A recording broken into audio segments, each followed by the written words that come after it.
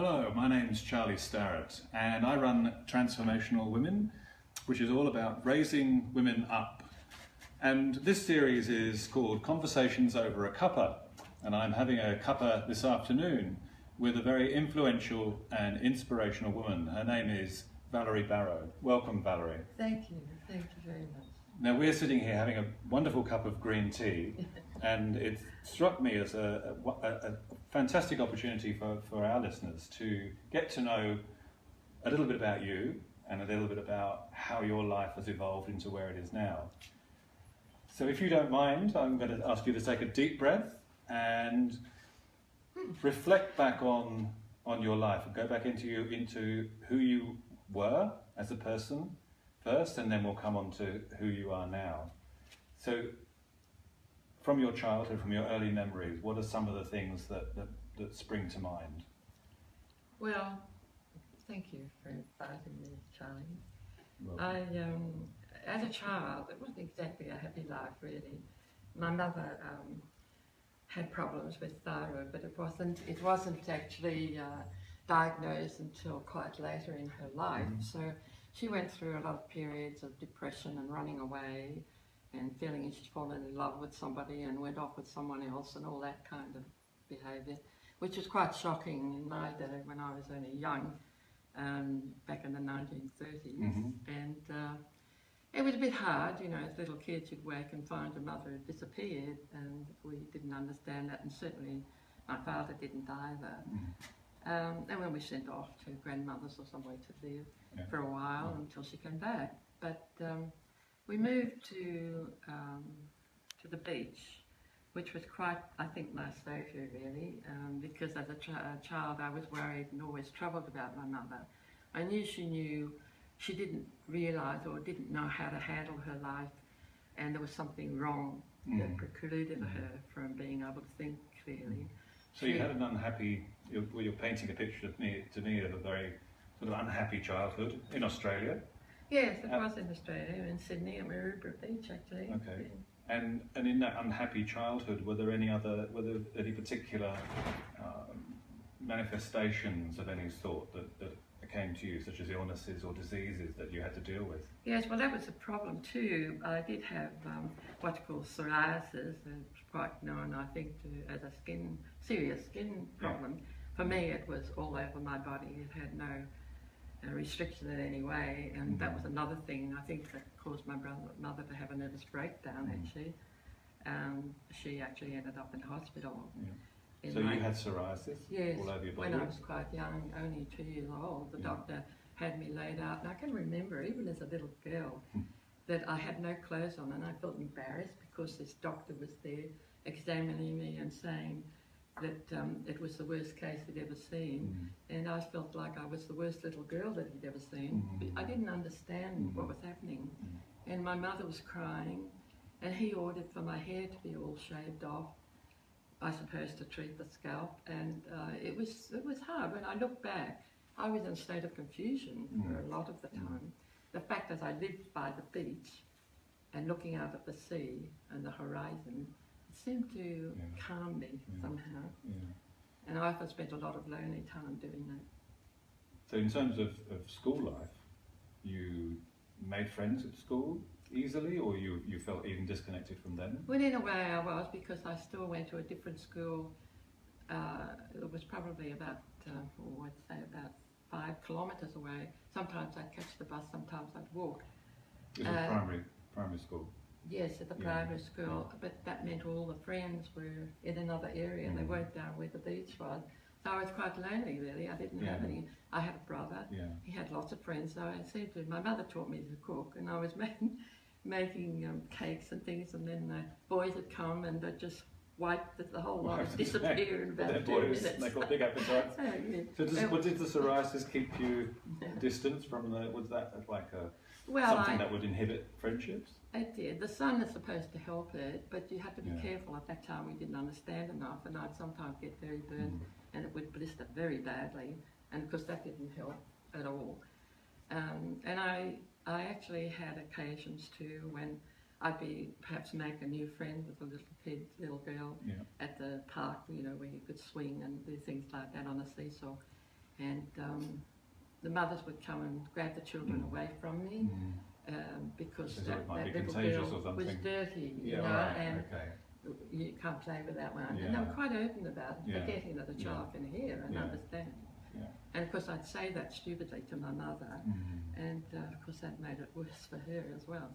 So she was always feeling guilty, I think, because she did have psoriasis. Yeah. And when I was born, I took it on, I see. and she was free of it, but it didn't really help her. So the psoriasis left her and it came to you. Yes, yeah. All right. And then you went through primary school, you went into secondary school? I did, yes. I was shown to have, at that time, they measured intelligence, and so I went to a special school in the city, actually, because it was a school for advanced learning. Okay. But I could never really put my mind to learning, although I did have an understanding. I might say too, I seem to have the ability of someone talking to me in my ears. Right. I had what now I now understand is Yeah. clairaudience. I thought everyone had it. I didn't realise. But that voice always seemed to calm me and be with me all through my life. So I, in some ways, I've been assisted all the time. I think otherwise I think I could have lost it a bit and gone a bit wild or rebellious or something like that.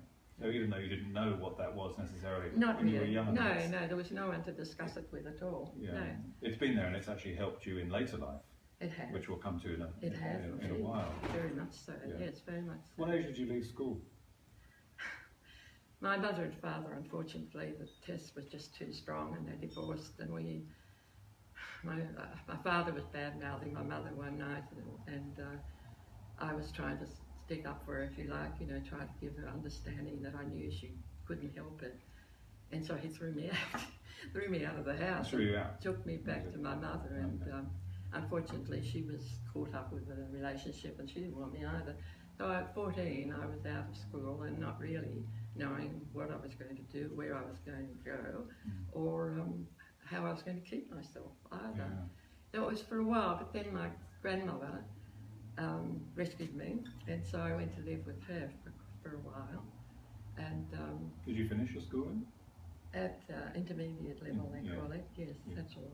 I always wanted to go to university, actually, but I didn't What's get that stopping you? opportunity. I had to look after myself. So I go out and earn. I think it was 29 and sixpence I used to earn a week, which is ridiculous. There was no way I could go and even rent a place on my own. I just had to stay with my grandmother. She was very kind. My grandfather was alive. I was only there for about 3 months, and he fell down on the floor. My grandmother came running in one morning and waking me early and said, come quickly, grandfather's collapsed. And between us, he died in front of us. He went through the death rattles, and I was only young, you know, and to see that and feel so helpless and not be able to stop it was very, very hard, actually. But that was something that... What age were you then? Pardon? What age were you? I think I got to about 17. 17, Yeah, okay. 16 actually, and then turned 17 while I was there. So just to reflect back on that, on those 17 years, it seems to me from what you've told me, I know it's been a very brief time that you've told me, but it seems that you've had quite a lot of challenges come to you in the early part of your life. Yes, So yes. what, looking back on it now from this vantage point, what's been the gift to you of having those challenges in the early part of your life? I was always blessed with a positive outlook, and if I happen to mention very shortly, maybe to some people I was working with when exchange job I had with an insurance company, and it was like my family there really, so I worked there for about 5 years or more, and when some of them heard some of the things that I had missed out on as a child, they were surprised because I'd always been happy and laughing and seeing the best I could in everything, but really I was very confused. Okay. So you're saying the major gift out of that was a positive outlook on life, yes, I was born with that, I think. You seem to have had it now in spades. Because since I've known you, you've always been you radiate positivity, and so I can very much look back at that early part of your life and say, yeah, that's really worked. But it's not necessarily something you would choose to have. No, it was. If I could just move on a little bit, I know you told me, you mentioned to me earlier a little bit about a near-death experience. Yes. Yes, that was after I did marry. Doctors had said I could marry and that I probably wouldn't pass it on to the children, and that was a worry to me. But they said it's not necessarily passed on, so I did marry and have children. And the man I married was a very kind, generous man, but I married for the wrong reasons, really. However, I did live that life, and we were very happy. We had beautiful children. But I was always trying to find a cure for the skin disease, and that was the thing I think that led me on this path where I am now, because I felt I was searching so many. There was an article in the AMA journal, that was a medical journal. The doctor said to me, there's this article, and if you eliminate tryptophan, which is an amino acid, a major thing that you should have in your diet, but we didn't know that at that time. And I eliminated, and I was very good at sticking to a diet, probably more than the doctor realised. And I was going downhill. I asked him, was there something else that could make me feel wrong or sick or below par? And he said no. But I don't think there was enough thought given to diet in those days. And so I ended up collapsing and, make a long story short, in emergency, completely without any movement in my body at all. I couldn't move. I think they thought I was unconscious, but I wasn't. I just couldn't open my eyes. You were paralysed. I had, what it was the severe lack of potassium, which took away all my movement. I couldn't move. I could not move. I couldn't even open my eyelids. It gave me insight. You could hear people talking about Yes, that's the thing I want to say. It gave me insight a lot about people that are in the subconscious level, to always talk to them because they can hear. They can hear. They know, and even though they can't respond. Yeah. So I suppose I was coming from that place, not realising it. Yes, yeah. So they get another awareness. It was, yes, it was. Awakening for you. Yes, that's right, it was. And then after the potassium gave me lots of it, took a risk with that too apparently, but and then I started to gain movement again, but at the same time all the fluid that was in strange places on the body, and it left me anorexic. So I know it's like to be anorexic. Yeah. And I know also that I couldn't move without being in a wheelchair for a while. I could not lift my head. Wow. I was down like this. I could not lift my head. For how long? It went on for about 6 weeks, I suppose. But it gave me insight again to many things. Yeah. And it took quite a few, probably 3 months, maybe even 6, to recover back to normal health and normal life. Yeah, that's a big chunk And I of had time. 3 little boys to look after. But when I was in the hospital, that was when I had the near-death experience. Yeah, okay. And I had a voice come to me. I was out of the body and I was flying around. I thought it was great. Didn't realise that there's a different consciousness we have. One in our physical brain and another that operates through us all the time. Now I understand that. Yeah. And so I had this voice, a very, very dignified, definite, someone you'd listen to, like God if you like, but I wasn't particularly religious.